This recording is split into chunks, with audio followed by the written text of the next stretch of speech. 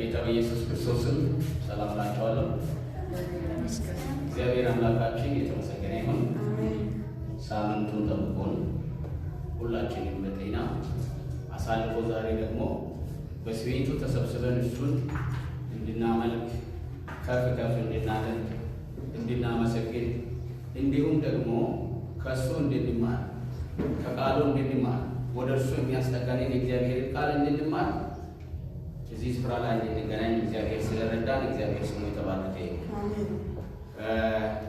ሁላችሁም እንደምታውቁት ባለፈው ሳምንት በዚህ በሶስት ወር ውስጥ የካቲትን መጋቢትን እና ሚያዝያን ለወንጌል በተለየ ሁኔታ ለይተን የወንጌል ስራን በመስራት ያንዳንዱ ሰዎችን በመድረስ ወደ እግዚአብሔር መንግስት ለመጥራት ወስነን ይህንን ስራ እየሰራን እንዳለን ሁላችሁም ታውቃላችሁ።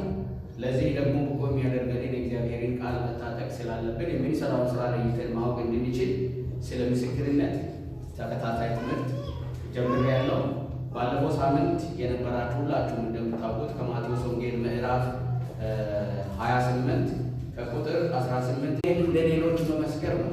ወንጌልን ለመመስከር መዳናችንና በወንጌል መዳናችን እኛን ለመመስከር የሚያነሳሳን ቢሆንም እንኳን በዚህ ሂደት ውስጥ ለጌታ ለኢየሱስ ክርስቶስ ያለንን ፍቅር የምንገልጽበት መንገድ ስለ እርሱ በመመስከር ነው።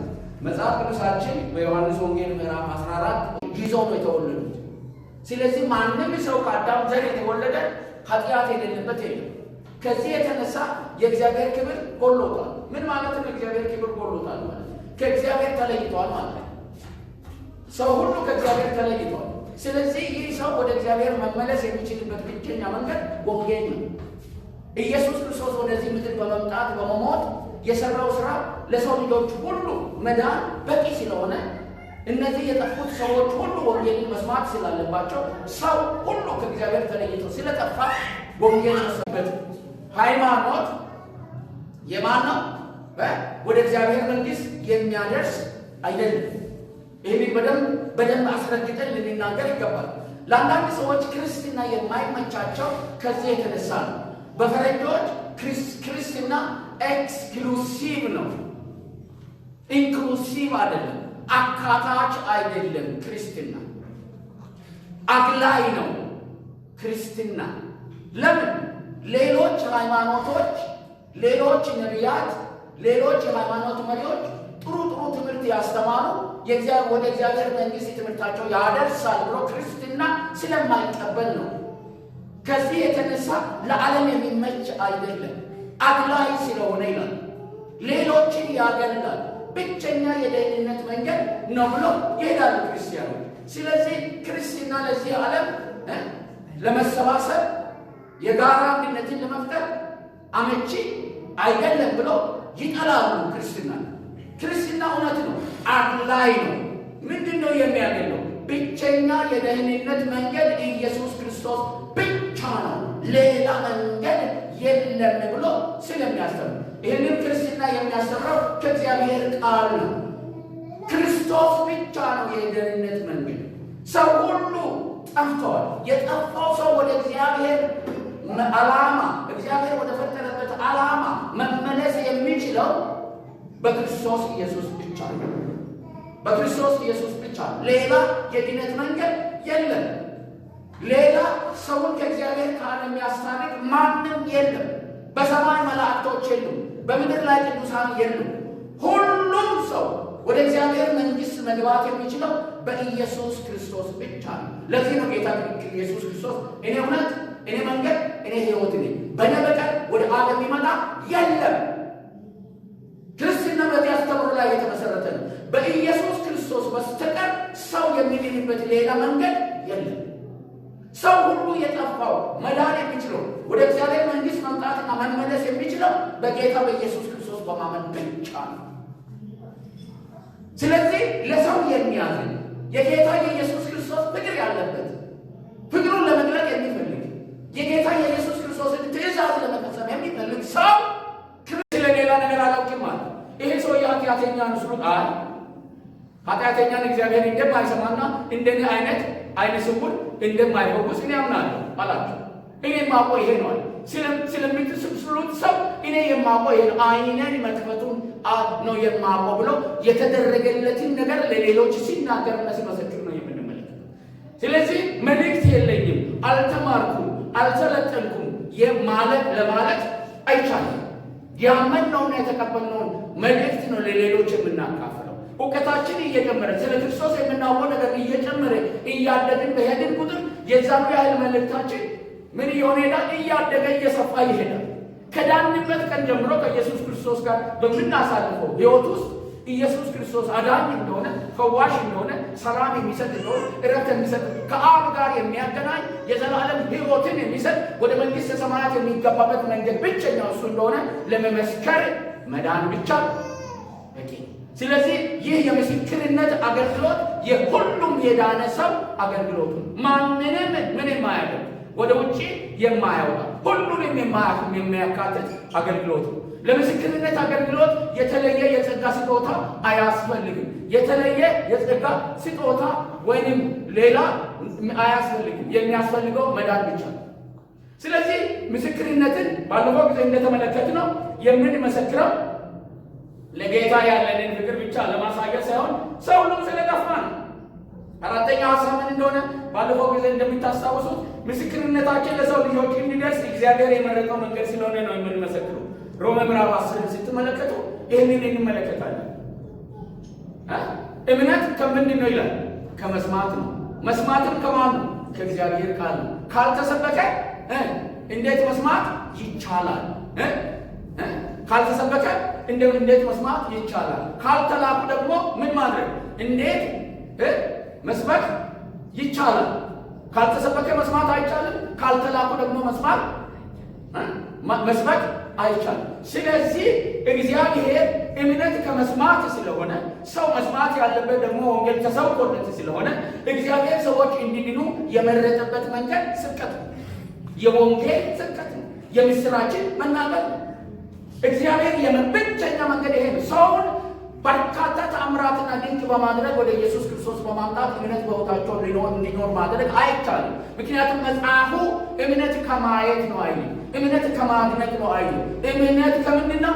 ከመስማት ነው። መስማትም ከምንድን ነው? ከእግዚአብሔር ቃል ነው። ሰዎች የእግዚአብሔር ቃል መስማት የሚችሉት ሰው ሲመሰክርላቸው ነው። ሰው ሲመሰክርላቸው ለአንድ ሰው ሲመሰከር ነው። በጉባኤ መካከል ሲመሰከር ነው። በአደባባይ ለሰዎች ሲመሰከር ነው። ወንጌል የሚሰበከው ለሰው ነው፣ ለአየር አይደለም። ለአየር አይደለም፣ ለሰው ነው። ለሰው ሲሰበክ ደግሞ መልእክታችን በቀጥታ የሚያተኩረው ሰው ማግኘት መቻል አለ። ምክንያቱም ይሄ መልእክት ሙሉ መልእክት ካላገኘ በስተቀር ሰው ወንጌልን መቀበል ስለማይችል ሰውን ትኩረት አድርገን የማንሰብክ ከሆነ ውጤታማ ስብከት ሰብከናል፣ አገልግለናል ማለት አይቻልም። እግዚአብሔር ሰው እንዲድን ወደ እግዚአብሔር መንግሥት እንዲመጣ የመረጠበት መንገድ ስለሆነ ኢየሱስ ክርስቶስ በዮሐንስ ወንጌል ምዕራፍ 3 ላይ ኒቆዲሞስ የተባለ ወደ እርሱ የመጣ የኢየሱስ ክርስቶስን አገልግሎት የሚያደርግ በኢየሱስ ክርስቶስ ኃይል ላይ በኢየሱስ ክርስቶስ ላይ የተገለጠውን ኃይል አይቶ ይሄ ሰው ከእግዚአብሔር የተላከ ነው ብሎ የሚያምን በኢየሱስም የሚያምን በኃይሉም የሚያምን ሰውን ቁጭ አድርጎ ሰው ዳግመኛ ካልተወለደ የእግዚአብሔር መንግሥት ሊያይ አይችልም ብሎ ሲመሰክርለት ነው የምንመለከተው። ቁጭ አድርጎ ሲጠይቅ መልስ ሲሰጥ ነው የምንመለከተው። ስለዚህ አገልግሎታችን የወንጌል አገልግሎት ውጤታማ የሚሆነው ሰውን በቀጥታ አግኝተን አንድ ለአንድ ስንናገር ነው። የሚጠይቁትን ጥያቄ መመለስ ስንችል ነው።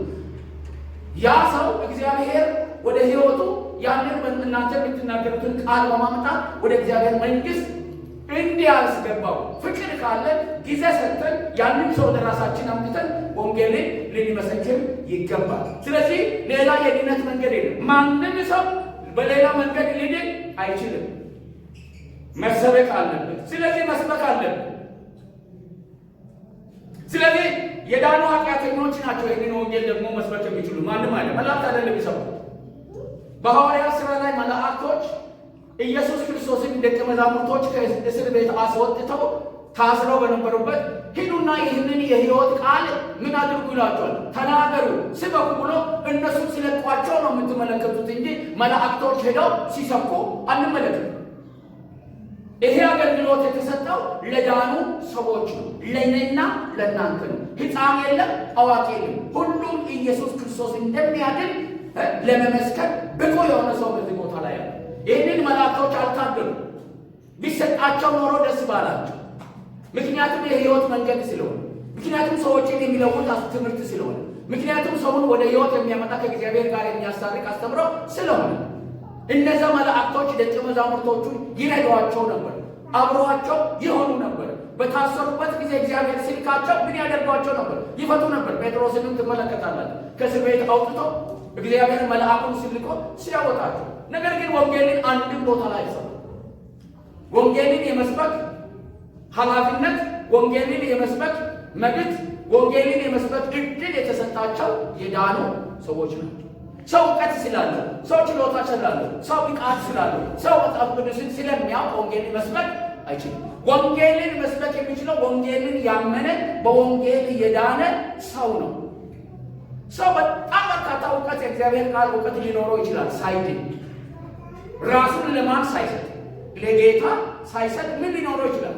እውቀት ሊኖረው ይችላል። ዲግሪ ሊኖረው ይችላል። ዲፕሎማ ሊኖረው ይችላል። አስተማሪ ሊሆን ይችላል። መጽሐፍ ሊጽፍ ይችላል። መጽሐፍ ቅዱስን መተርጎም ይችላል። ሕይወት ሳይኖረው እውቀት ስላለው የሚነበብ መጽሐፍ ስለሆነ ይሄ በሰው ቋንቋ፣ በሰው ታሪክ፣ በሰው አውድ ውስጥ የተጻፈ ስለሆነ ይሄንን በሚገባ ተርጉሞ ሊያስተምር ይችላል። ሕይወት ሳይኖር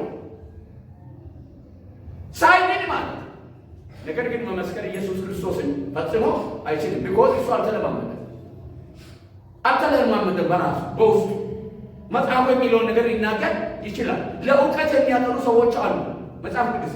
እነዛ ሰዎች ግን የዳኑ አይደሉም። በልባቸው ውስጥ ክርስቶስ የለም። በአእምሯቸው ውስጥ ግን ቃሉ አለ። ግን ወደ ልባቸው በእምነት አውርደውት በሕይወታቸው አልተለማመዱም።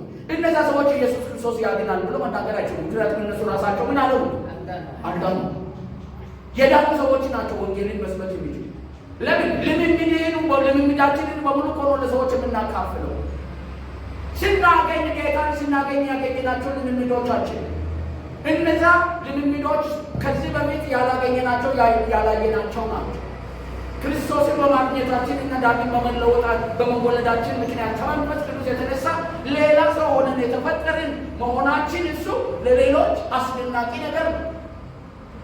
ሊገባቸው አይችልም።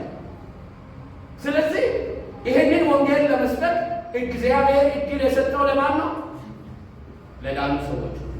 ስለዚህ ብቸኛ የድነት መንገድ። አምስተኛ ሰዎች ወደ እግዚአብሔር እንዲድኑ ስለሚወድ የድነት መንገድ የሆነውን ወንጌልን እንመሰክራለን። ማን ነው ሰው እንዲድን የሚወድ? እኛ ራሳችን ነን። እግዚአብሔር ራሱ እኮ ነው ሰው እንዲድን የወደደው። እግዚአብሔር ራሱ ኢየሱስ ክርስቶስ በዚህ ምድር ላይ መጥቶ ለሰዎች ኃጢአትና በደል እንዲሞት እኮ የጸለየ ሰው የለም፣ የለመነ ሰው እኮ የለም። ይህ እኮ የእግዚአብሔር ዘላለማዊ እቅድ ነው። እግዚአብሔር ሰዎች ከወደቁ በኋላ ወደ እግዚአብሔር መንግሥት ዳግም ለመመለስ እግዚአብሔር እስራኤላውያንን ከአብርሃም አምጥቶ በእስራኤላውያን መካከል ራሱን በመግለጥ ሕግን በመግለጥ ቅድስናውንና ጽድቁን በመግለጥ ለዓለም ከአይሁዶች ደግሞ ክርስቶስ ኢየሱስን በማምጣት በክርስቶስ ኢየሱስ እንደገና የሰው ልጆችን በሙሉ ለመጠቅለል እቅድና ዓላማ አድርጎ የሰራው እግዚአብሔር ነው። እግዚአብሔር ይህንን ሁሉ ሲሰራ ከማንም ጋር ተማክሮ አይደለም። እግዚአብሔር ለሰው ልጆች መዳን ያለው ዓላማ ፍቅር ነው። ይህንን ያደረገው እኛ እንድንድን የሚፈልገው እግዚአብሔር ራሱ ነው። ሰዎች እንዲድኑ፣ ኃጢአተኞች እንዲድኑ፣ በደለኞች እንዲድኑ፣ ወደ እግዚአብሔር መንግሥት እንዲመጡ የሚወድ እግዚአብሔር አምላክ ነው ያለን። ስለዚህ ይህንን መልእክት ልናስተላልፍ የሚወደው እግዚአብሔር ራሱ ነው። ያዘጋጀው እግዚአብሔር ራሱ ነው። መልእክቱን ያዘጋጀው፣ ስራውን የሰራው፣ እንድንሰራ እኛን ያዘጋጀን፣ ለእኛ ይህንን ተልእኮ የሰጠን እግዚአብሔር ነው። ስለዚህ የሚመሰክሩ ሰዎች በእግዚአብሔር ዓላማ እቅድና አጀንዳ ውስጥ ገብተው መለኮታዊ ስራ የሚሰሩ ናቸው። ከእግዚአብሔር ጋር የሚሰሩ ናቸው። እነዚህ የተባረኩ ናቸው። የተባረኩ ናቸው። ወንጌልን የሚናገሩ የምስራችን የሚያወሩ እግሮች ይላል። በተራራ ላይ ምንድን ናቸው? የተባረኩ ናቸው። ነገ እንደ ፀሐይ የሚደምቁ ናቸው። የሚሸለሙ ናቸው። ለምን? ዘላለማዊ እቅድ የሆነውን የእግዚአብሔርን እቅድ ሰዎችን በክርስቶስ ኢየሱስ ለመጠቅለል እግዚአብሔር ያዘጋጀውን እቅድ ለሰዎች የምስራች የሚሰብኩ ስለሆኑ ትልቁን የእግዚአብሔር ዘላለማዊ እቅድን ተግባራዊ የሚያደርጉ ስለሆኑ በእግዚአብሔር ዘንድም የተመረጡ የተባረኩ ሽልማት የሚጠብቃቸው ናቸው።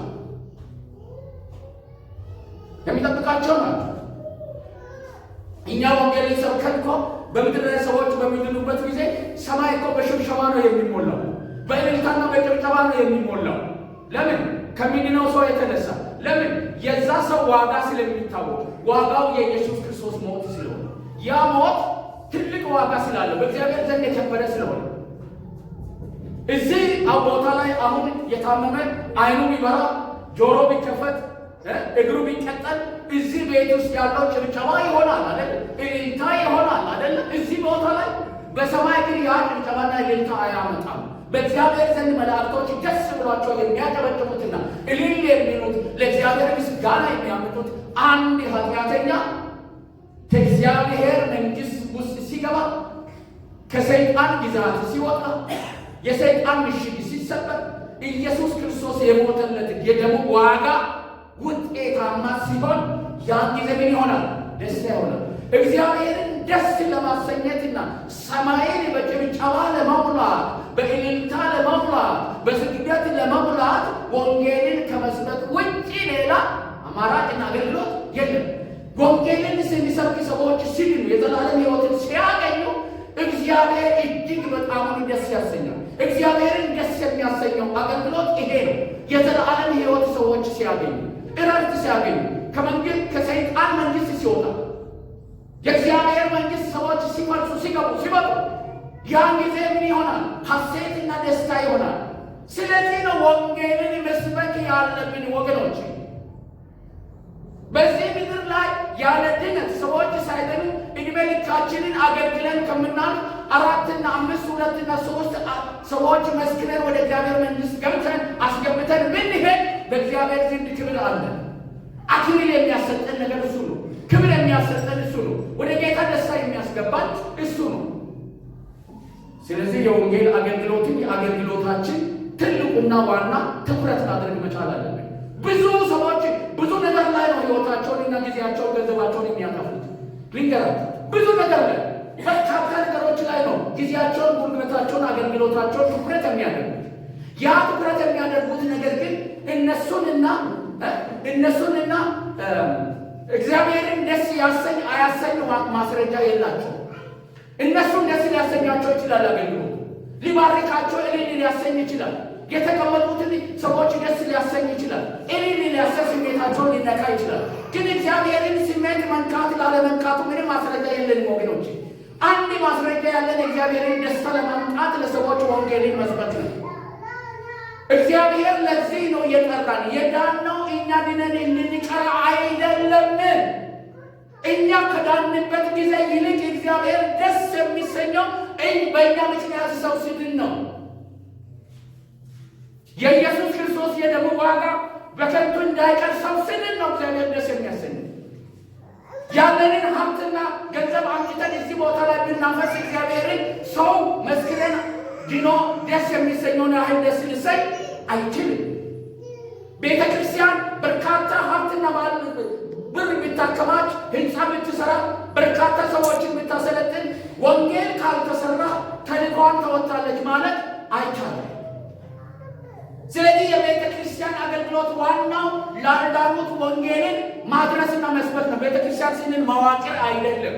ቤተ ክርስቲያን ስንል ህንፃ አይደለም። ቤተ ክርስቲያን ማለት እኛ ነን፣ የተሰበሰብን ሰዎች። ስለዚህ ተልእኮአችንን ለይተን ማወቅ መቻል አለብን። ተልእኮአችን የእግዚአብሔር ተልእኮ ይሁን ወገኖችን ይገራል። ተልእኮአችን የእግዚአብሔር ተልእኮ ይሁን። እግዚአብሔር በዚህ ምድር ላይ ያለው ተልእኮ በኢየሱስ ክርስቶስ ሰዎች ሁሉ ድነው የዘላለም ሕይወት እንዲያገኙ ነው። ይሄ ነው የእግዚአብሔር የልቡ ምኞትና መሻት። ለ1500 ዓመታት ነው እግዚአብሔር ክርስቶስ ኢየሱስ እስከሚመጣ ድረስ ከአብርሃምን ከአይዛብ ጠርቶ ከአብርሃም እስራኤላውያንን አምጥቶ ከእስራኤላውያን ኢየሱስ ክርስቶስ መጥቶ በመስቀል ላይ ሞቶ እኛን እስከሚያድን ዓለምን ሁሉ እስከሚያድን ድረስ እግዚአብሔር ያንን ሁሉ ጊዜ ፈጅቶበታል። ለምን? በክርስቶስ ኢየሱስ ዓለምን ለመጥቀም ጽድቅና ቅድስናው በተጠበቀበት ለሰዎች ያለውን ፍቅር ለመግለጥ እግዚአብሔር የሰራው ስራ ነው። ለዚህ ስራ ደግሞ እኔንና እናንተን መረጠን። ምን እንድናደርግ? ኢየሱስ ክርስቶስን ምን እንድናደርግ? እንድንመሰክር። የሚያዘናጉ ከዚህ ተልእኮ የሚያስጥሉ በክርስቶስ ኢየሱስ ማንነትና አገልግሎት ላይ ትኩረት ከማድረግ ይልቅ በእያንዳንዱ በጎደለን ነገር ላይ ትኩረት በማድረግ የእግዚአብሔርን ተልእኮ እንድንስት የሚያደርጉ በርካታ ነገሮችና አገልግሎቶች፣ ስብከቶች አሉ በዚህ ምድር ላይ። ሰዎችን መሰረት ያደረገ፣ ሰዎችን ትኩረት ያደረገ፣ ሰው ችግርን ትኩረት ያደረገ አገልግሎት ለማገልገል ኢየሱስ አልመጣም። ኢየሱስ የመጣው ኃጢአትን ደምስሶ የኃጢአትን ዋጋ ከፍሎ እኔና እናንተን ከእግዚአብሔር ጋር ለማስታረቅ ነው። ስለዚህ የኢየሱስ ክርስቶስን ተልእኮ የተቀበለች ቤተክርስቲያን ወንጌልን ማገልገልና መስበክ አለበት። ለዚህ ነው ወንጌልን የምንሰብከው ወገኖች። ለምን እንሰብካለን? አንደኛ እግዚአብሔር ስላዘዘን ነው የምንሰብከው። ሁለተኛ ለክርስቶስ ያለንን ፍቅር የምናሳይበት መንገድ ስለሆነ ነው የምንሰብከው። ሶስተኛ ሰው ሁሉ ኃጢአትን ሰርተው ከእግዚአብሔር ተለይቷል። ስለዚህ ከእግዚአብሔር የተለየው ሰው ወደ እግዚአብሔር መንግሥት መምጣት የሚችለው በኢየሱስ ክርስቶስ በኩል ብቻ፣ ሌላ መንገድ የለም። ለዚህ ወንጌልን እንሰብካለን። እዚህ ላይ እንደተመለከትነው አራተኛ ምንድን ነው? እግዚአብሔር የወንጌል መልእክት ለሰዎች ሊደርስ የመረጠው መንገድ ስብከት ስለሆነ እንሰብካለን። ወገኖቼ እኛም እኮ አንድ ቀን ሄዳለሁ የሆነ ሰው ሰብኮልኝ አይደል? ወንጌልን ሳንሰማ ወደ እግዚአብሔር መንግሥት አልመጣም።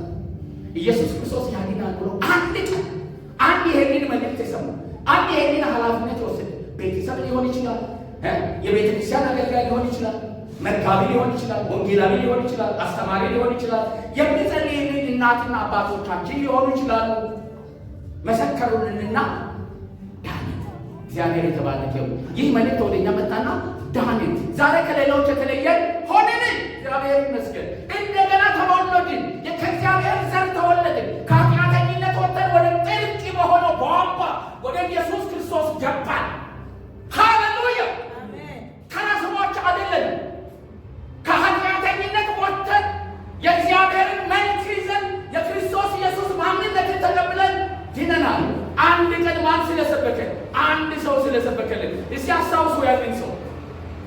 እኛም ደግሞ እንዲህ የሚያስታውሱ ሰዎች እንዲኖሩ ሰብከን ወደ እግዚአብሔር መንግሥት ማምጣት ያስፈልገናል። አንድ ጊዜ ንግራችሁ እንደሆነ አላውቅም፣ ጌታ ኢየሱስ ክርስቶስን እንደተቀበል ልክ እንደናንተው አሁን እዚህ ቦታ ላይ እንደነበሩትና እንዳሉ ሰዎች ትክ የሚል ሕይወት ይዤ ሌሊት ላይ የጸለይኩ አድሬ ወደ ስራ ለመውጣት ጠዋት 12 መኪና ተሳፍሬ ወደ ስራ መሄደው ነው። 12 ሰዓት ላይ ስወጣ አንድ የማውቀው ጓደኛዬ ጠዋት 12 ሰዓት ላይ ማታ የጠጣው መጠጥ እያንገዳገደው ከሆቴል እየወጣ መንገድ ላይ ተገናኘ። 12 ሰዓት ላይ ነው ተገናኘ። ይሸታል። ሌሊቱን ሙሉ በመጠጣት ነው ያደረው። አለቀቀው። እየሸተተ ነው ያለው። አቃፍኩትና እንደምን ገና ደንግጧል። እኔ ጴንጤ መሆኔን አይቶ ይፈረኛል። እዛ ሊቀርበኝ አይፈልግም። አቀፍኩት። ሳቆም ገርሞታል። ከዛ ና ሻይ ጠጣልኩትና ወሰድኩት። በዛ ላይ የተቀመጠ ሻይ ቤት አገኘሁ። እግዚአብሔር ይመስገን። በኋላ ወጣውና ቁጭ ብለን ሻይ ከጠጣን በኋላ መሰከርኩ። እኔ እንዴት እንደተለወጥኩ፣ ትናንትና ማን እንደነበርኩ፣ ኢየሱስ ክርስቶስ እንዴት እንዳዳነኝ፣ ዳግም መወለድ እንደሚችል፣ ከዚህ ሕይወት መውጣት እችላለሁ አለ። አዎ ምን ላድርግ ታዲያ? ና ሊጸልይ ጌታን ተቀበል። እሺ አልኩት። አጠገቤ በደንብ ስለነበረ ቤቴ ወሰድኩት። ሌሎች ጓደኞችም ስለነበሩ ጸለይን። ጌታ የተባረከው እዛው ቀረ። ያሰከራን ሰው ጌታን ተቀበለ፣ ዳነ፣ ተለወጠ። ከዛ በኋላ እኔ ያንን ሀገር ትቼ ወጣ። ያ ሰው እኔ ተመልሼ እዛ ቦታ ላይ ሲሄድ የቤተ ክርስቲያን መሪ ሆኖ አገኘሁት። አቤት የነበረኝ ደስታ! እስከ ዛሬ ድረስ ይኸው እየመሰከርኩ እኮ ነኝ። እስከ ዛሬ ድረስ ደስታውን አልችልም። ለምን መሰላችሁ? እኔ የኢየሱስ ክርስቶስን ፍቅር የገለጥኩበት ሰው ስለነበር፣ ፍሬን ስላየሁ፣ የእግዚአብሔር መንግሥት አገልጋይ ስለሆነ፣ እሱ ሌሎችን እያመጣ ስለነበር በእሱ በኩል አሁን እኔ በጣም ብዙ ፍሬዎች አሉ። አሜን። ስለዚህ ወንጌልን መስበክ ፍሬያማነት ነው። እዚህ ቦታ ላይ ብዙ ፍሬ ላናይ እንችላለን፣ ላንሰበሰብ እንችላለን፣ ብዙ ሰው ላይመጣ ይችላል። ምክንያቱም የሰውን ፍላጎትና ፍቃድ አናገለግልም ለዘላለም። የእግዚአብሔርን ቃል በማገልገል ቻሌንጅ በማድረግ እግዚአብሔር ወደሚፈልጋቸው አቅጣጫ ማምጣት መቻል አለብን። ኢትዮጵያ ውስጥ አሁን የተበላሸው ነገር እሱ ነው። የተሳሳተ ወንጌል፣ የተመረዘ ወንጌል፣ ግልጽ ያልሆነ ወንጌል፣ ሰው ተኮር የሆነ ወንጌል፣ ሀብት ተኮር የሆነ ወንጌል፣ ፈውስ ታምራት ተኮር የሆነ ወንጌል፣ ኢየሱስ ክርስቶስ የሌለበት ቀላል ባዶ ረሃብ በሰዎች ሕይወት ውስጥ ለቆ ስሜታቸውንና ፍላጎታቸውን ለማሟላት ብቻ የሚቅረዘበቱ ክርስቲያኖች፣ ለሌሎች ግን የሌላቸው ክርስቲያኖች፣ ለሚጠፉት ለኃጢአተኞች ግን የሌላቸው፣ ለመመስከር ንብረት የሌላቸው፣ ለመመስከር መልእክት የሌላቸው ሰዎችን አፍርተን እግዚአብሔርን አሳዝነናል። መመለስ መቻል አለብን። ባክ ቱ ዘ ባይብል። ኢየሱስ ክርስቶስ እንዳገለግል ሐዋርያት እንዳገለግል ሐዋርያት በደረሱበት ስፍራ እኮ ኢየሱስ ክርስቶስ ተነስቷል። ኢየሱስ ክርስቶስ አዳኝ ነው። መዳን በሌላ በማንም የለም። እንድንበዘን የተሰጠን ከሰማይ በታች ሌላ ስም የለም። ይሄ ነው ስብከታቸው። ቢወደዱ ቢጠሉ ይሄ መልእክታቸው አልተለወጠ። መጽሐፋችን ይሄ ነው። የቀደሙት አባቶች ሲገረፉ ሲታሰሩ የነበሩት ይሄን መልእክት ይዘው ይሄንን መልእክት ደግሞ ዛሬ እግዚአብሔር እኛ እጅ ላይ ያስቀምጧል። ወገኖች ዝም ብላችሁ አይምሰላችሁ። ዛሬ ይሄን መልእክት የምትሰሙት እዚህ ቦታ ላይ እግዚአብሔር ያመጣል። ስለዚህ መመስከር ያለብን ከዚህ የተነሳ ነው። ነግሬያችኋለሁ። ቁጠሩ። አንደኛ አንድ ቀን አንድ ሰው መስክሮልን እኛም ስለዳንን ኢየሱስን እንመሰክራለን። እግዚአብሔር ሰዎች የሚድኑበት መንገድ ስብከትና ምስክርነት ስለሆነ እንመሰክራለን። ሰው በኃጢአት ምክንያት ከእግዚአብሔር ተለይቶ ስለጠፋ መመስከር አለብን። ለጌታ ለኢየሱስ ክርስቶስ ያለንን ፍቅር ለማሳየት መመስከር አለብን። ኢየሱስ ክርስቶስ በመጨረሻ ከዚህ ምድር ላይ ሲሄድ ደቀ መዛሙርቶችን ሰብስበው የሰጣቸው ትእዛዝ ሂዱና በአብ በወልድ በመንፈስ ቅዱስ እያጠመቃችሁ ለሰዎች የነገርኳችሁን ወንጌል እየሰበካችሁ እንዲጠብቁ እያስተማራችሁ ደቀ መዛሙርትን አድርጓቸው ብለው ትእዛዝ ሰጥቶን ሄዱ። ይህን ትእዛዝ ለመፈጸም ምን እናደርጋለን? እንመሰክራለን። መመስከር አለ። ግን ምንድን ነው የምንመሰክረው? ኦኬ፣ እነዚህ ነገሮች እንድንመሰክር ካደረግን ምንድን ነው የምንመሰክረው? ይህን ማወቅ መቻል አለብን። የምንመሰክረው ነገር ምንድን ነው? ብዙ ሰዎች ለመመስከር ፍላጎት አላቸው። ብዙ ነገር ይፈልጋሉ፣ ግን የሚናገሩትን ነገር አያውቁም። የሚመሰክሩትን ነገር አያውቁም። የሚሰብኩትን ነገር አያውቁም። ይሄንን እንዲታውቁ ነው የምፈልገው። ግዴታችን እንደሆነና የምንመሰክረውን መልእክት ሁላችንም እንድናውቅ እንፈልጋለን። እግዚአብሔርም ይህንን ስለሚፈልግ የምንመሰክረው ምን እንደሆነ ታውቃላችሁ? ወንጌል ነው። የምስራች የምንመሰክረው ወንጌልን ነው። ወንጌል ደግሞ ኢየሱስ ክርስቶስ ሞትና ትንሣኤን ያካተተ መልእክት ነው። በመሆኑም የምንመሰክርላቸው እውነቶች አሉ። አንድ ነገር ልንገራችሁ። ሰዎች ወንጌልን ለመቀበል ልባቸው የሚከፈተው በመጀመሪያ ደረጃ ራሳቸውን ሲቀበሉ ነው። ራሳቸውን እንዴት አድርገው ሲቀበሉ? እነሱ ኃጢአተኛና በደለኛ እንደሆኑ ሰዎች ሲያውቁ፣ ከኃጢአታቸውና ከበደላቸው ራሳቸውን ማዳን እንደማይችሉ ሲረዱ፣ መጀመሪያ ኃጢአተኛ መሆናቸውን ሲያውቁ፣ ኃጢአታቸው ወደ ሲኦል እንደሚወስዳቸው ሲረዱ፣ ከዛ ራሳቸውን በምንም አይነት ሁኔታ ምንም ነገር አምጥቶ ምን ማድረግ ማዳን እንደማይችሉ ሲያውቁ፣ የምስራች ኢየሱስ ክርስቶስ ግን ለዚህ ኃጢአትና ዋጋ ምን አድርጓል? ከፍሎልሃል ሲሉ ቃሉ የምስራች የሚሆን ራሱን ኃጢአተኝነት ላልተቀበለ ሰው የምስራች አይደለም። ወንጌል ምን ያደርግለታል? ራሴን አድናለሁ፣ እኔ የምድንበት መንገድ አለኝ፣ ሌላ መንገድ አለኝ ለሚል ሰው ኢየሱስ ያድናል ለምትሉት ቃል ለነሱ ምናቸው ስላይደለ ለሰው በመጀመሪያ ሊነገረው የሚገባው ኃጢአተኝነቱን ነው። መጽሐፍ ቅዱስ ስለዚህ ነው ምን ይላል? ሁሉ ኃጢአትን ሰርተዋል፣ የእግዚአብሔርን ክብር ጎድሏቸዋል። አያችሁ፣ ያ ሁሉ ኃጢአትን ሰርተዋል፣ የእግዚአብሔር ክብር ጎድሏቸዋል የሚለው እኔንና እናንተንም ጭምር የሚመለከት ቃል ነው።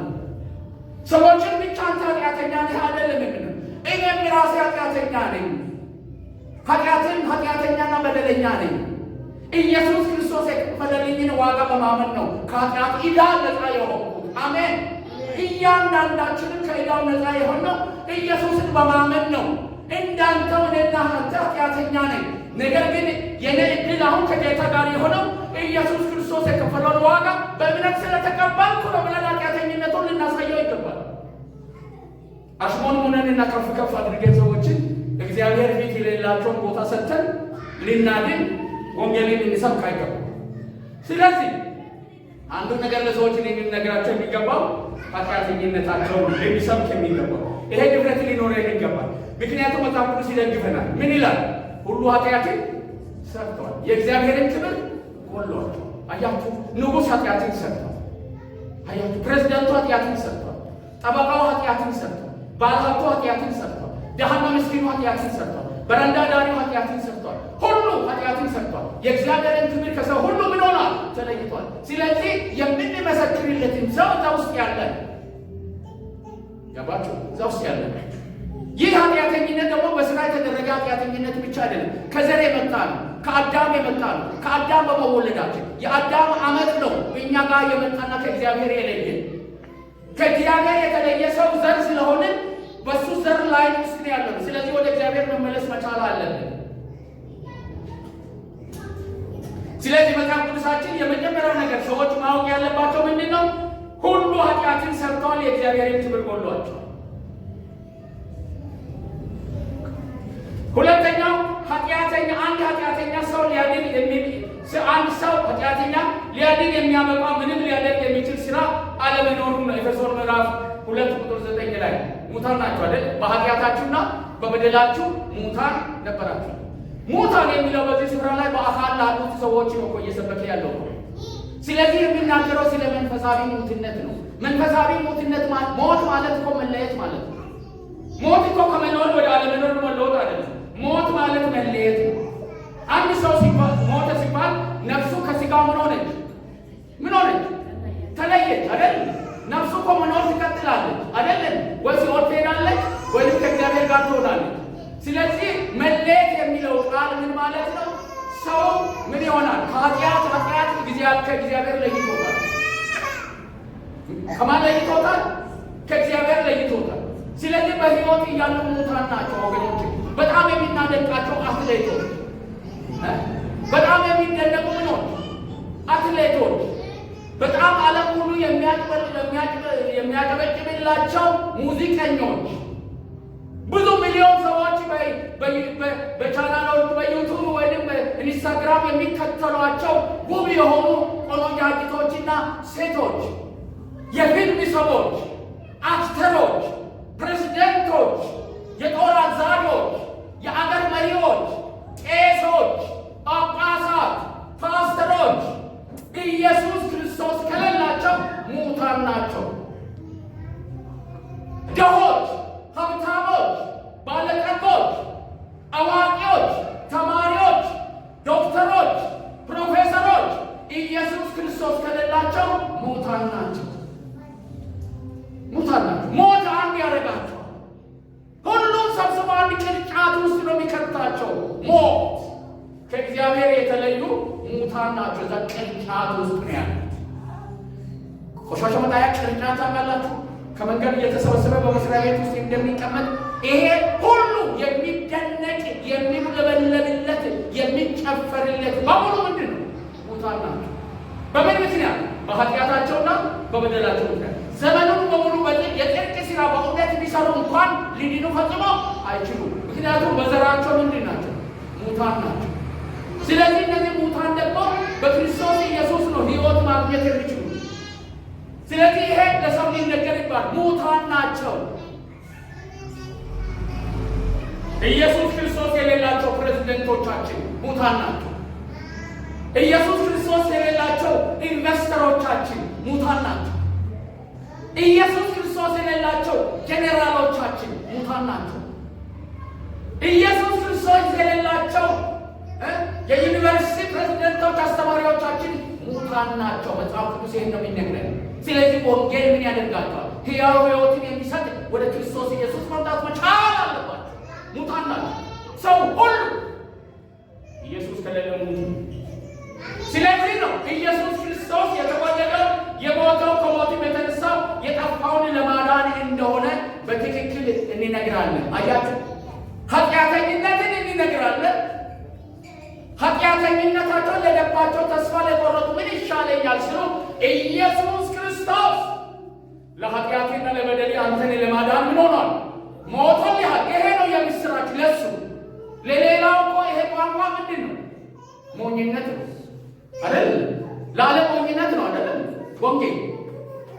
ኃጢአተኝነቱ ለገባው ግን ኢየሱስ ክርስቶስ ሞቶልሃል፣ ዋጋ ከፍሎልሃል የሚለው የምስራች ነው። ለሱ የምትድንበት መንገድ አለ። ኢየሱስ ዋጋውን ከፍሏል። አንተ ኢየሱስን በማመን ብቻ ከዚህ ከኃጢአት ዋጋ ከሞት ከሲኦል ልታመልጥ ትችላለህ። ና ወደ ክርስቶስ። አሜን። አንድ ቀን ተባለንና ወደ ክርስቶስ መጣን። ከዚህ ከሞት ተለየን። እግዚአብሔር የተመሰገነ ይሁን። ሕያዋን ሆነን የተመሰገነ ይሁን። የእግዚአብሔርን ሕይወት ነው የምንኖረው። ይህንን ሕይወት ደግሞ ዛሬ ጀመርነው ለዘላለም ከእግዚአብሔር ጋር እንኖራለን። ወደዚህ ነው ሰዎችን ማምጣት ያለብን። ይህንን ነው መንገድ ያለብን። ኢየሱስ ክርስቶስ የሞተው ለኃጢአተኛ ለማዳን እንደሆነ መናገርና መስበክ አለብን። ሌላው ኃጢአተኛም ለመዳን የእግዚአብሔርን ቃል ማመንና ኢየሱስ ክርስቶስን ወደ ሕይወቱ መጋበዝ አለብን። ዮሐንስ ወንጌል ምዕራፍ 5 ላይ ሐዋርያ ሥራ ምዕራፍ 16 ላይ ይሄን ኢየሱስን ኃጢአተኝነቱን ማመንና ኢየሱስን መጋበዝ አለበት። በእምነት መቀበል አለበት። ይሄን ነው የምንነግራቸው። ይሄ ነው አጭሩ መልእክታችን። ስለዚህ ስንመሰክር ኃጢአተኝነትን መናገር፣ የኃጢአት ዋጋ ሞት እንደሆነ መናገር፣ ኢየሱስ ክርስቶስ ያንን ኃጢአት ለመክፈል እንደሞተና የምንመሰክርልን ሰው በእምነት ያንን እንዲቀበል መናገር መልእክት ነው። አጭር አይደል? ሰው ኃጢአተኛ ነው። ከኃጢአቱ መዳን አይችልም። ከዚህ የተነሳ ወደ ሲኦል ነው የሚሄደው። ስለዚህ ኢየሱስ ክርስቶስ ለዛ ኃጢአት ምን ሆኗል? ሞቶለታል። በእምነት መቀበል አለብን። ዳስ ኦል። ይሄ ነው ለሰው የሚነገር። ይሄን ለመናገር ማይክሮፎን ይዘህ መንገድ ላይ መውጣት የለብኝ። ሰውየውን ነው ማግኘት አለብኝ። ራሱ ሰውየው ኃጢአተኛ ነን። ኢየሱስ ክርስቶስ ለኃጢአትና ለበደል ሞቶልሃል። ስለዚህ አንተ ይህንን መልእክት ተቀብለን ኢየሱስን በእምነት ተቀበል ብለን ቻሌንጅ ልናደርግ በአካል ይገባል። አንዳንድ ሰዎች ግዴታቸውን ለመወጣት ያህል ኢየሱስ ክርስቶስ ያድናል ብትድኑ ባትሰሙ ወዮላችሁ። ይሄ ምስክርነት አይደለም። ኢየሱስ እንደሱ አላከን። ኢየሱስ ወደ ሰው ነው የመጣው።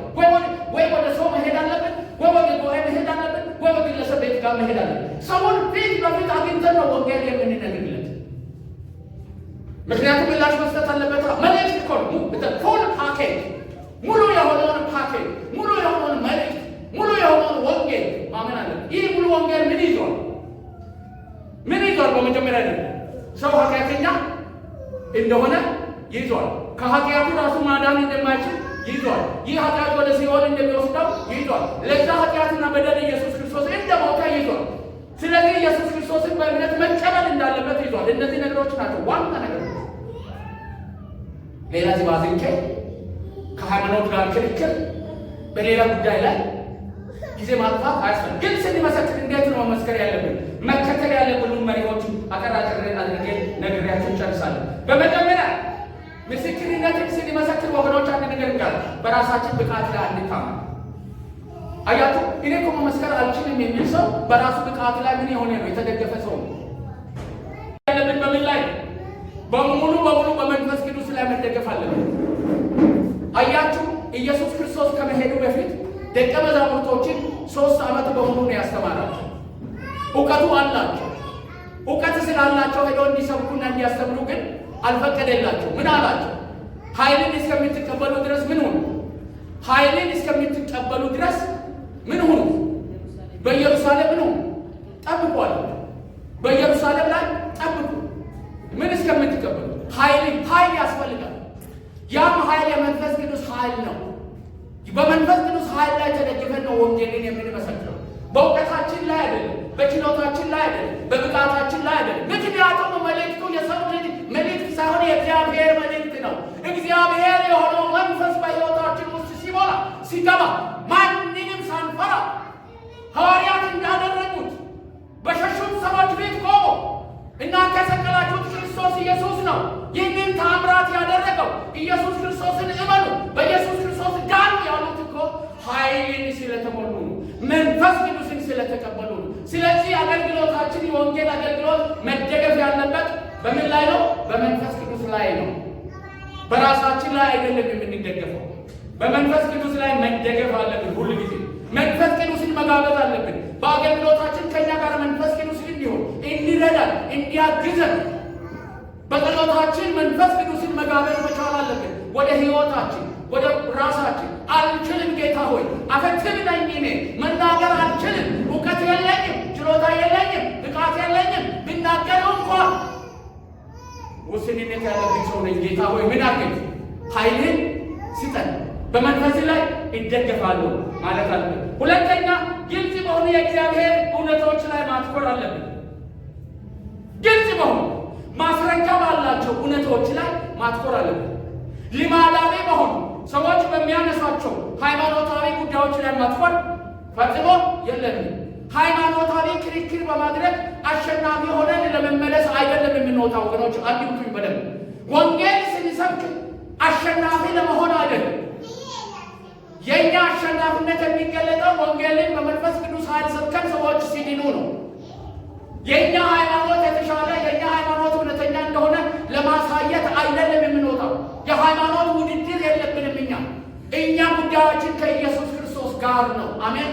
እሱ ደግሞ ሞትን ድል አድርጎ ሁሉን አሸንፎ ከእግሩ በታች እግዚአብሔር ያስገዛለት ነው።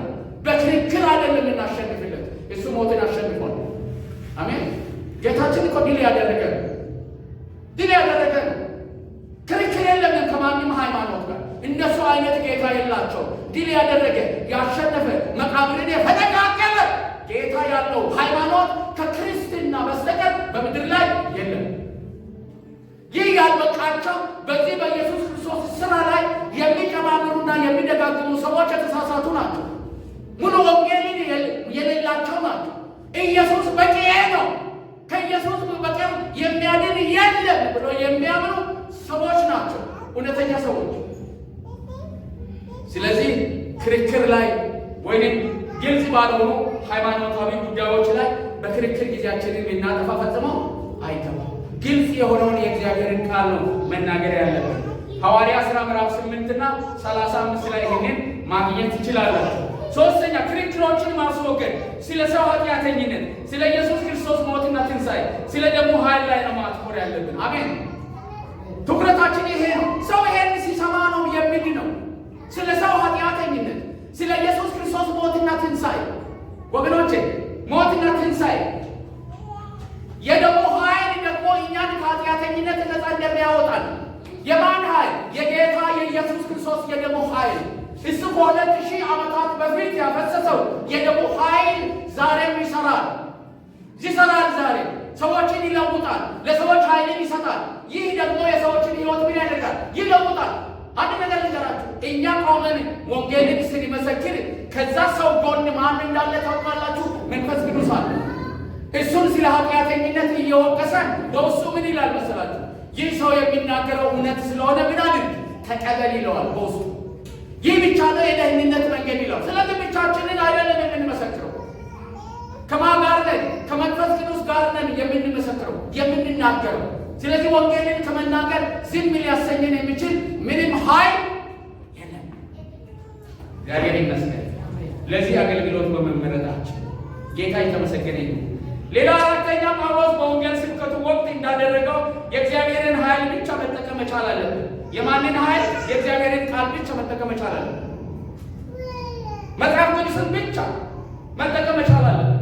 ሰው ኃጢአተኛና በደለኛ ስለሆነ እግዚአብሔር አንድያ ልጁን ዓለምን ወዶ እንደሰጠ ያ የሰጠው የኢየሱስ ክርስቶስ ዓለምን እንዳዳነ ብቻ መመስከር መቻል አለብን። ስለዚህ መመስከር ማለት ክርክር ማድረግ ማለት አይደለም። በክርክር ማሸነፍ ማለት አይደለም።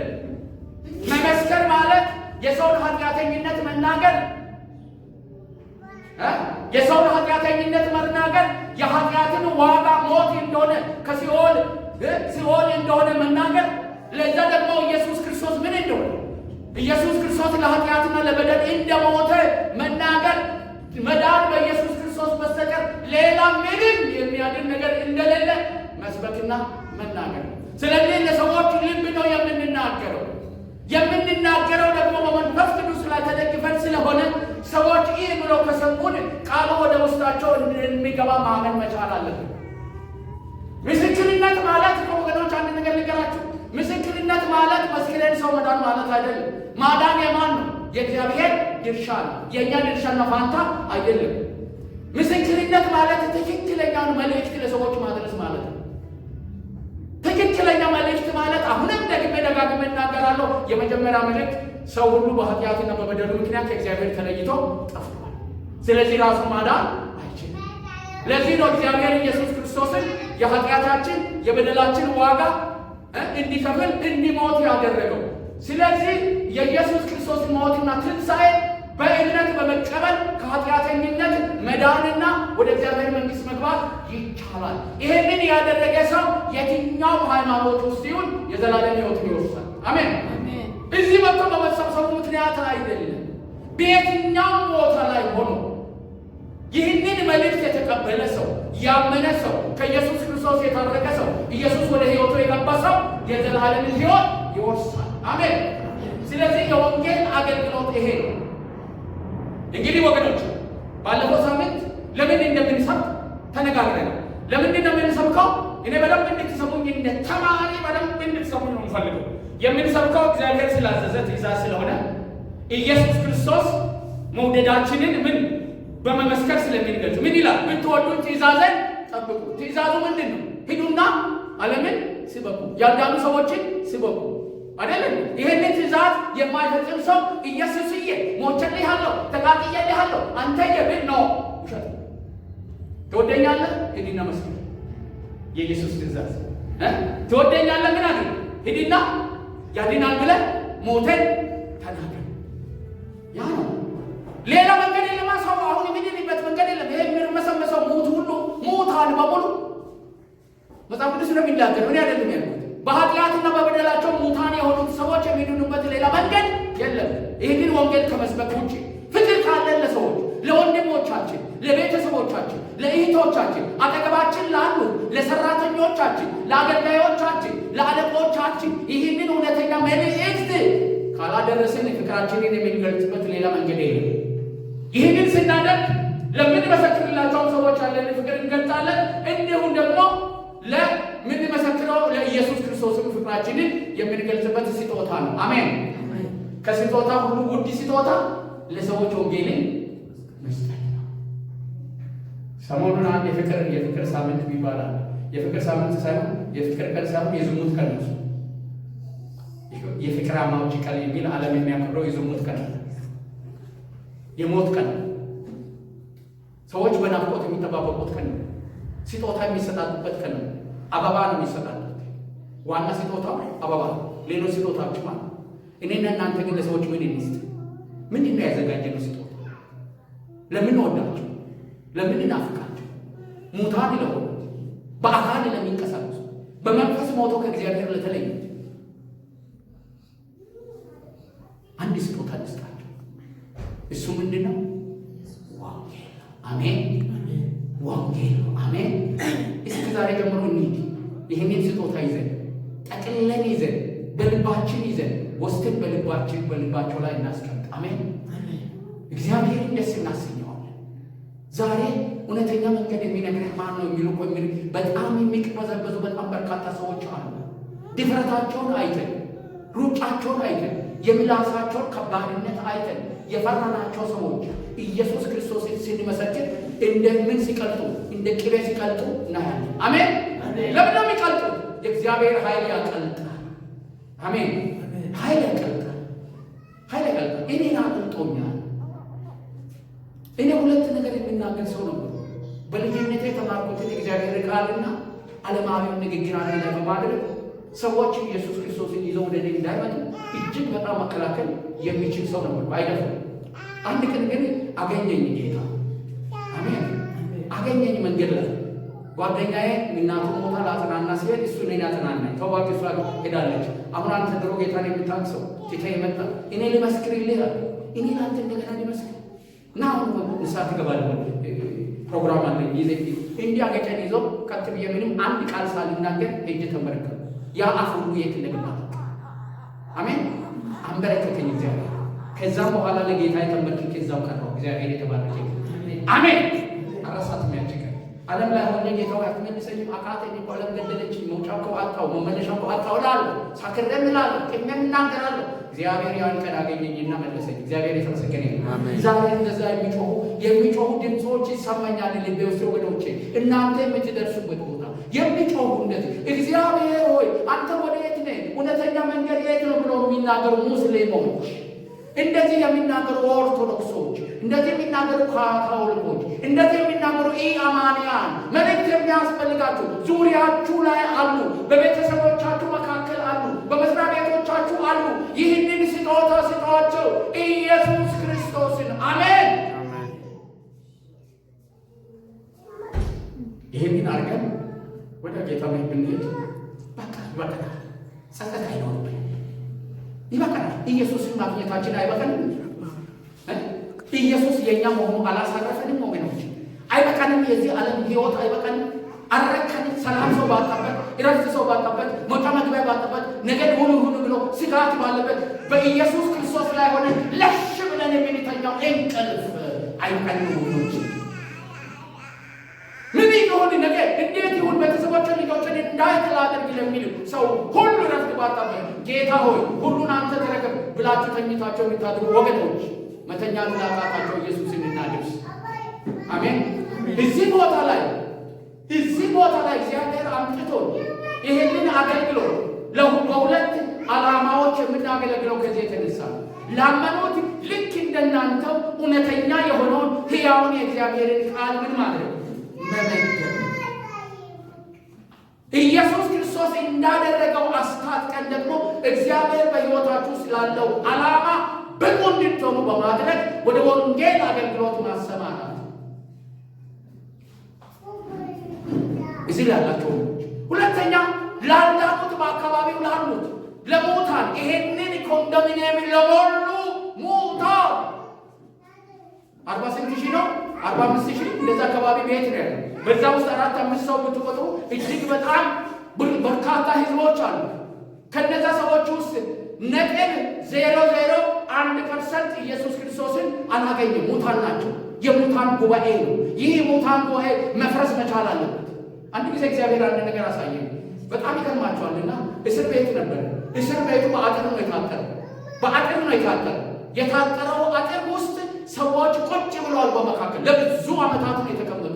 አጥሩን ዞር ብሎ አይተውት አያውቁም። ያንን አጥር ሳይገኝ አጥሩ ሙሉ ለሙሉ በቦታው ላይ የለም፣ ፈርሷል። እስረኞቹ ግን የት ናቸው? እዛው ናቸው። እስር ቤቱ እኮ የለም፣ እስረኞቹ እዛው ናቸው።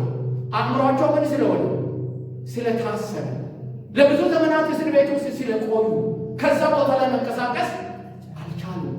ለእነዚህ ሰዎች ሄደህ አለ እስር ቤቱ ምን ሆኗል? ፈርሷል።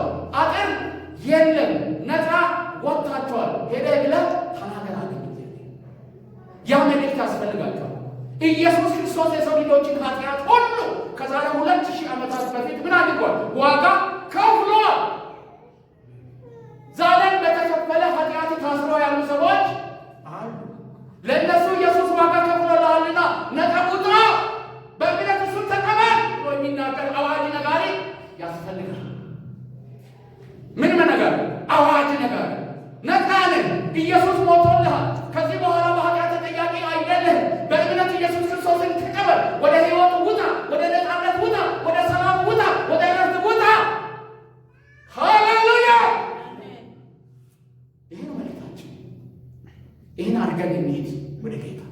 መሄድ ካልቀረ ወደ ጌታ እንሂድ። ደስ ደስ እያለን እንሂድ። ስራዬን ፈጽሜያለሁ እያልን እንሂድ። እንደነ ጴጥሮስ ምን አለ? ስራዬን ፈጽሜያለሁ። በጌታ ዘንድ ምን ይጠብቀኛል? አክሊል ይጠብቀኛል። ምን ይጠብቀኛል? ኢየሱስ ክርስቶስ ብድግ ብሎ ይቀበለኛል። እንደማን አንድ ቀን ጠንካራ ስብከት ሰብኮ በድንጋይ ተወግሮ የሞተው እስጢፋኖስ አንድ ቀን ይገርማቸዋል። አንድ ቀን ሰበከ።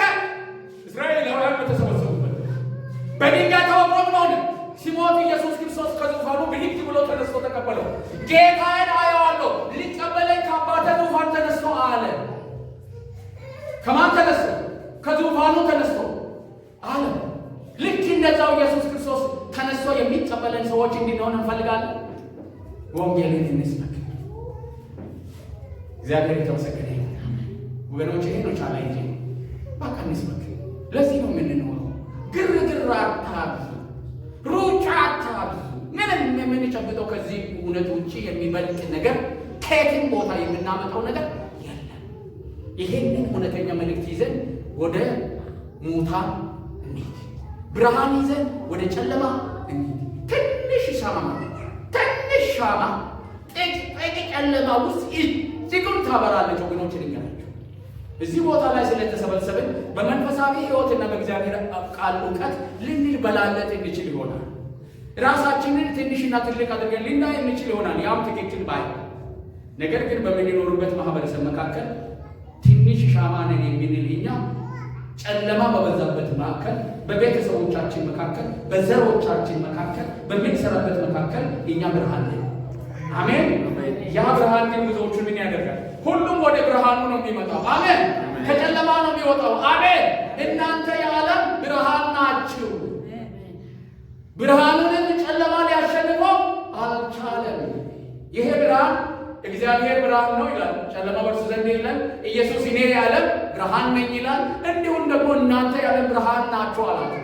ብርሃን እኛን ደቀ መዛሙርቱን ኢየሱስንና እግዚአብሔርን ምን ያደረገ ነው? ያመሳሰለ ነው። ይህንን ብርሃን ይዘን እንሂድ። እኔ በእምነት እጆቻችሁ ላይ ይህንን አረጋለሁ። በሚቀጥለው ሳምንት የዳኑ ሰዎች በዚህ ቤተ ክርስቲያን መገኘት መቻል አለባቸው። በሚቀጥለው ሳምንት እያንዳንዳችሁ እኔ በዚህ ሳምንት ለእንደዚህ አይነት ሰው መሰከርኩ ብላችሁ የምትመሰክሩ ሰዎች መሆን መቻል አለባችሁ። በሚቀጥለው ሳምንት ሳይመሰክር የሚመጣ ሰው በእርግጥ እግዚአብሔር የተናገረውን ዛሬ ያልታዘዘ ሰው ነው ማለት ነው። እግዚአብሔር ይርዳል። ሐዋርያትን ምንድን ነው ያላቸው? ኃይልን ሳትቀበሉ ከኢየሩሳሌም ካላችሁበት ቦታ እስቲ እጆቻችሁን አንሱ። ግን ኃይል መቀበል መቻል አለብን። እንዲህ እንበል፣ እንጸልይ። ሲያበረ ጌታ ሆይ መልእክት ደርሶኛል፣ ሰምቻለሁ፣ ተቀብያለሁ፣ አምኛለሁ። አሁን ግን እጸልያለሁ ይህንን መልእክት ታዝዤ መፈጸም በኃይሌ አልችልም። አሁን ግን እጠይቅሃለሁ ለደቀ መዛሙርቶቹ ኃይልን እንደሰጠ ለእኔም ኃይልን ስጠኝ። በመንፈሴ ሙላኝ፣ በድፍረት ሙላኝ፣ በእምነት ሙላኝ፣ በመንፈሴ ሙላኝ፣ በመንፈሴ ሙላኝ። መንፈሴን በእምነት ይቀበላለሁ። መንፈሴን በእምነት ይሞላለሁ። በእምነት ተቀብያለሁ። ስለሰጠኸኝ አመሰግንሃለሁ። እኔም እታዘዝሃለሁ በጌታ በኢየሱስ ክርስቶስ። እስቲ ልታናችሁ ተባለ ጌታ